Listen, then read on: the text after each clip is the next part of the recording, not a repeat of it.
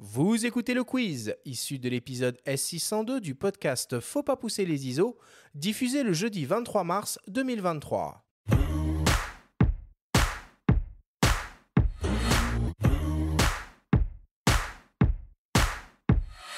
Rémi, le principe du quiz est très simple. Nous avons reçu des questions de la part de nos auditeurs qu'ils t'ont posées via notre compte Instagram en lien ou non avec le sujet de cette émission.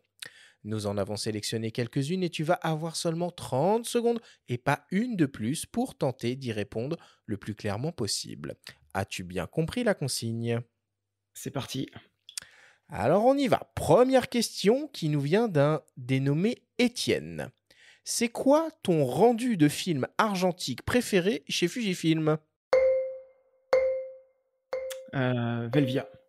La réponse est courte et précise. C'est très court. C'est un des premiers à être apparu, en tout cas parmi les simulations de films. Et moi, j'ajouterais d'ailleurs, est-ce que tu bosses en JPEG aussi? Parce que tu fais beaucoup de post-prod, mais est-ce que tu exploites les JPEG de tes Fuji? Non, pas vraiment. Alors si, avec le XH2 où les logiciels de traitement d'image n'existaient pas, au moment où le XH2 je l'ai reçu. Je l'ai reçu 3 mois avant la sortie commerciale, donc j'ai fait du JPEG. Mais sinon je fais du RAW. Ah bah voilà, du RAW. Ça marche. Deuxième question qui nous vient d'une dénommée Clara. Quelle est la découverte la plus incroyable que tu aies faite sous terre ? Il y en a tellement. La galerie Eden Josiane, dans la rivière souterraine de Malaval. Une grotte unique par ses concrétions, où la moindre respiration pourrait mener à mal 10 000 ans de géologie. Très clair. Parfait. Moins de 30 secondes, on attend la fin du chrono. Faut y aller à Malaval, hein, décidément. Ouais, ça donne envie, hein. C'est le plus bel endroit du monde. Troisième question qui nous vient d'un dénommé Franck. Sous terre, il faut pousser les ISO. Avez-vous fait des tests de sensibilité avant de choisir Fujifilm pour faire vos photos ?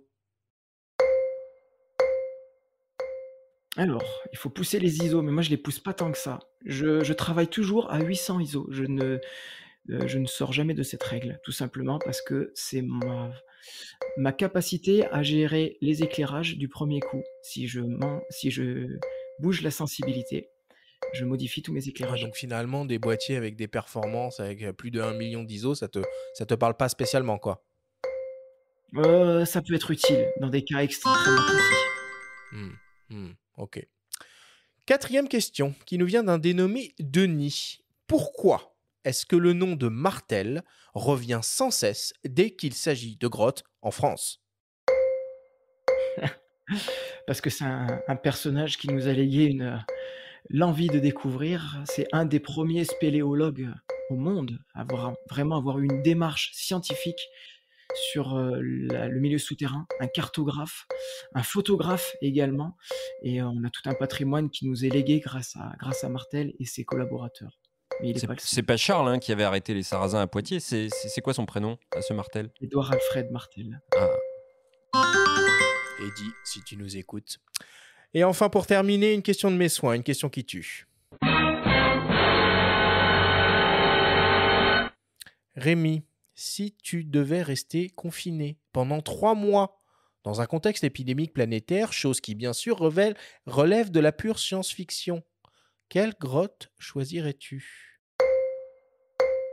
Alors je vais pas en citer une, mais ça serait une grotte plutôt dans le sud de la France, dans un contexte où il ferait plutôt doux, bon à vivre. On va éviter le contexte alpin avec des cavités à moins 2 degrés en permanence sur l'année, mais un 13-14 degrés avec un peu d'eau et une plage de sable, ça serait parfait.